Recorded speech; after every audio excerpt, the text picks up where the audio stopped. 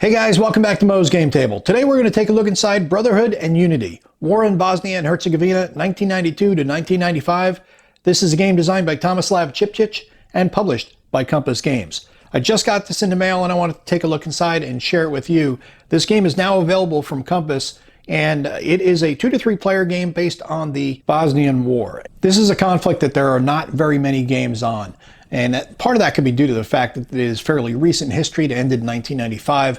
The other is maybe people don't understand it as well to be able to model it. But this one really caught my attention because the designer is from that area, understands the conflict very well, and it looks like he approached it with the respect it's due and really well informed. So let's take a look at the back of the box and see what this game's all about. Brotherhood and Unity is a 2 to 3 player card-driven war game which depicts the war in Bosnia and Herzegovina from 1992 to 1995, the Bosnian War. The war that erupted in the spring of 1992 brought bitter fighting, indiscriminate shelling of civilians, and a wave of atrocities. The war was fought by 3 local ethnic groups: Bosniaks, Serbs, and Croats.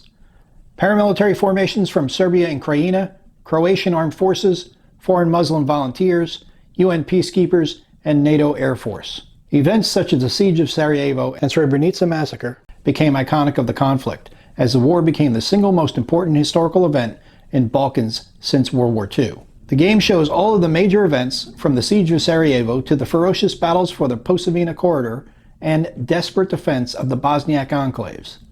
Main features are a point-to-point movement system, play driven by strategy cards, quick combat resolution, there's no CRT, streamlined rules, and fast gameplay. Interaction between warring sides creates an intensive and exciting gameplay experience. In the game, players will use military units in various political, diplomatic, and strategic events to achieve victory. In order to win, they will have to successfully balance military actions, affairs with foreign powers, and their people's will to fight. It says it is listed as a complexity medium. Timescale is 1 year per turn, 2 months per action round. It is a point-to-point strategic level map. Unit scale is brigades. It is for 2 to 3 players. The suitability for solitaire is medium, and the average time to play is 2 to 3 hours. Components: you get a 22 by 34 inch mounted map, 260 counters, 96 strategy cards, 3 player aid cards, 1 rulebook, and 3 10-sided dice. And you can see here an example of the map and the cards and the counters. So let's take a look inside and see what you get. All right, so we get 2 decks of cards, 3D10, rulebook, player aid cards, 2 counter sheets, and a mounted map board. So let's set up the map and take a closer look at the game. And here's a look at the map that comes with the game. It is a beautifully done mounted map board. Bosnia and Herzegovina are the main focal point. The country is bordered on the west by Croatia and on the east by Yugoslavia. Those are non-playable areas, but you do have points that you'll either be traveling from or through into Bosnia and Herzegovina when you're moving your forces. Around the perimeter, we have holding boxes for Croatian foreign units, eliminated units, the same for the Bosniaks and the Serbs up at the top. We have terrain effects chart here, combat effectiveness chart here, a map key that explains the symbols and colors, the spaces, the foreign spaces, and then also region control. Then we have the box for Sarajevo, the inset map, I should say. Up at the top left, we have the turn track, sequence of play, the foreign attitude track, and the strategic will track. And we'll take a look at the player aid that comes with the game. It is the map of Bosnia and Herzegovina along with the Sarajevo inset, just like the board below it. It explains to you the victory conditions for each of the factions in the game. You have your legend as far as where each of the factions is in control on the map. Your turn information tells you how many units and how many cards you'll get for each turn. The unit explanation is here, breaking down all of the unit counters and what they mean, and the same over here for the strategy cards. And on the back, we get our sequence of play, lists out all the steps for each turn, actions, operations. At the top, we get our victory conditions. Then we have the conditions for capturing spaces, UN safe areas, terrain effects chart, the combat effectiveness chart, and the player symbols and colors. And we'll take a look at the counter sheets that come with the game. These are really nicely done. They punch real easy. I know because I accidentally knocked one out and I was able to put it right back in. Pre-rounded counters as well, so don't have to worry about clipping. Serbian forces in yellow, Croatian forces in blue, Bosniaks in green. Along the bottom we have some admin counters. On the second sheet, we have space control markers for all three factions, region control markers, foreign forces, and other admin counters that we'll be using throughout the game. And we'll take a look at a few of the cards that come with the game. I've got one from each faction. The top left tells you the card value, and then you have the period. There are 2 periods in the game, early war, late war. Some cards are playable only in the early war, some are only in the late war, and then some are playable in either. You'll have your event and the event text that will tell you how to use the card in the game. And we'll take a look at the rules. This is a 29-page rulebook.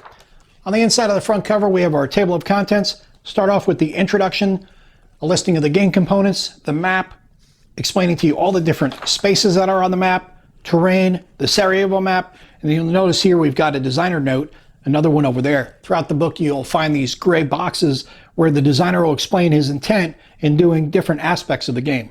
Region boxes, tracks and boxes, the units and how to read those, the counters themselves, the game markers and how those are used, strategy cards, and then game concepts like strategic will and foreign attitude. Then we get to the intervention level, and this is a really key part of the game that you need to remember when you're playing. As you're playing along and do things, foreign attitudes will shift, and that will bring on sanctions, airstrikes, or military intervention, level 1, 2, and 3 interventions.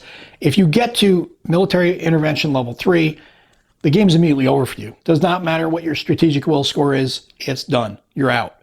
The other 2 players will then compare their strategic will score and determine the winner. Then we get to stacking, supply, all the aspects of supply are explained to you, UN safe areas, victory, and you notice illustrated examples of play. I always talk about those in my videos. Love seeing those in the game. Then we get to the game setup here on page 10. Sequence of play, start of turn phase, how you place your reinforcements, deploy foreign units. Then we get to your action phase, check supply, NATO airstrikes, and play strategic cards, end of turn phase, strategic redeployment, and then more illustrated examples of play, explains to you the redeployment paths, replacements, how those are handled in the game, diplomatic actions and events, operations, and then movement. Continue on the next page for complete movement, capturing spaces by movement, limited fuel effects, entrenchments, and we get into attacking. Explains to you all the aspects of attack. Plenty of illustrated examples you're seeing here.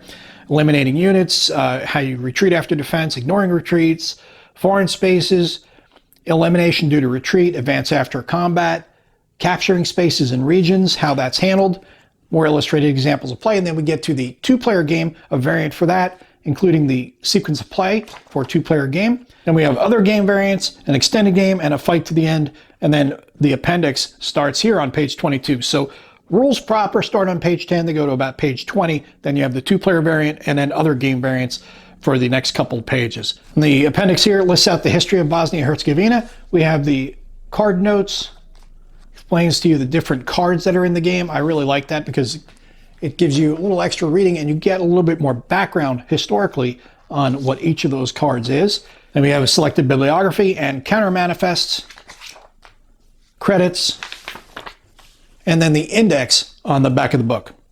And that is a look at everything you get inside of Brotherhood and Unity, War in Bosnia and Herzegovina, 1992 to 1995, a game designed by Tomislav Cipcic and published by Compass Games. This is another fantastic production from Compass. Beautifully matted map. We've got these counters which are fantastic, easy to punch, pre-rounded, no need to clip. On the map, you've got all the charts and tables that you're going to need. Anything else will be on the player aid card, so you're not going to need to bury your head in the rule book. It's like 10, 12 pages of actual rules in the game, so it's not going to be a difficult game of grok. The difficulty is going to be in making your decisions, especially being that you don't know what hand you're going to have, what cards you're going to have. That's going to change your strategic thinking throughout the game.